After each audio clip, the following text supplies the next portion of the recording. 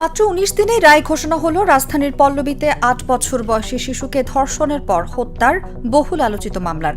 এই মামলার প্রধান আসামি সোহেল রানা এবং তার স্ত্রী স্বপ্না আক্তারকে মৃত্যুদণ্ড দিয়েছেন আদালত। এই রায় ঘোষণার পর প্রশ্ন উঠেছে রায় কার্যকর হওয়ার বিষয়ে। দ্রুত রায় কার্যকরের দাবি সবার, কিন্তু আসামি সোহেল রানা ও স্বপ্নার মৃত্যুদণ্ড কত দিনের মধ্যে কার্যকর হতে পারে? মৃত্যুদণ্ড কার্যকরের প্রক্রিয়া কি? এসব বিষয়ে রয়েছে নানা কৌতূহল। বিচারিক আদালত কোনো ব্যক্তিকে সর্বোচ্চ শাস্তি মৃত্যুদণ্ড দিলেই তা কার্যকর করা যায় না। যে কোনো ফাঁসির দণ্ডাদেশপ্রাপ্ত আসামির রায় কার্যকরের ক্ষেত্রে কতগুলো নিয়ম নীতি অনুসরণ করতে হয়। এই দণ্ড অনুমোদনের জন্য নথি হাইকোর্টে পাঠানো হয়, যাকে বলে ডেথ রেফারেন্স। এর সঙ্গে চাইলে আসামিরাও আপিল করতে পারে। সিআরপিসির ৩৭১ ও ৩৭৪ ধারার বিধান মতে মৃত্যুদণ্ড হলে আসামি পক্ষকে ৭ দিনের মধ্যে হাইকোর্টে আপিল করতে হয়। মৃত্যুদণ্ড প্রদানকারী আদালত বা ট্রাইব্যুনাল রায় ঘোষণার ৩ কর্মদিবসের মধ্যে সব কাগজপত্র হাইকোর্টে পাঠানোর বিধান আছে।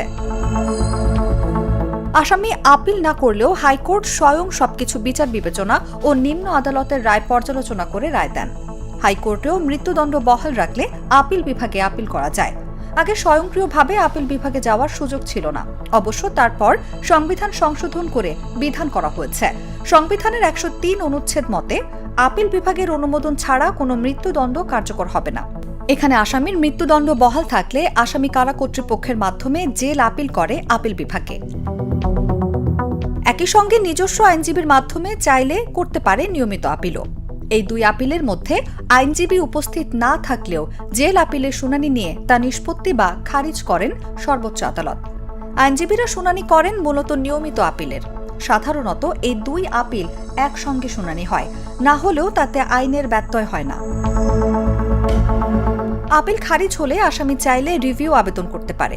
তা খারিজ হলে রিভিউর রায় পাঠানো হয় স্বরাষ্ট্র মন্ত্রণালয়, হাইকোর্ট, ঢাকা কেন্দ্রীয় কারাগার, সংশ্লিষ্ট জেলা প্রশাসকের কার্যালয়, সংশ্লিষ্ট বিচারিক আদালত ও সংশ্লিষ্ট কারাগারে। আসামির সর্বশেষ পদক্ষেপ হিসেবে সংবিধানের ৪৯ অনুচ্ছেদ ও জেল কোডের ৯৯১ বিধি মতে মহামান্য রাষ্ট্রপতির কাছে ক্ষমা ভিক্ষা করার সুযোগ পাবে। এক্ষেত্রে মহামান্য রাষ্ট্রপতি যদি তা না মঞ্জুর করেন, তাহলে আইনের বিধান হল সেই আদেশ প্রাপ্তির ২১ দিন থেকে ২৮ দিনের মধ্যে সর্বোচ্চ শাস্তি মৃত্যুদণ্ড কার্যকর করা হয়। অন্যদিকে রাষ্ট্রপতির ওই আদেশ পাঠানো হয় সংশ্লিষ্ট বিচারিক আদালতে, যেখানে ফাঁসির পরোয়ানা জারি করার পর তা পাঠানো হয় স্বরাষ্ট্র মন্ত্রণালয় এবং সংশ্লিষ্ট কারাগারে। স্বরাষ্ট্র মন্ত্রণালয়ের অনুমোদন নিয়ে কারা কর্তৃপক্ষ জেল কোডের ৯৯৯ বিধি অনুযায়ী মৃত্যুদণ্ড কার্যকরের দিনক্ষণ ঠিক করার পর আত্মীয় স্বজনকে শেষ দেখা করার জন্য খবর দেয়া হয়। জেল কোডের ১০০১ বিধি অনুযায়ী মৃত্যুদণ্ড রাতের যে কোনো সময় কার্যকর করা হয়। জেল কোডের ১০৩ বিধি অনুযায়ী এ সময় ম্যাজিস্ট্রেট, কারা কর্তৃপক্ষ, পুলিশ ও সিভিল সার্জন উপস্থিত থাকবেন।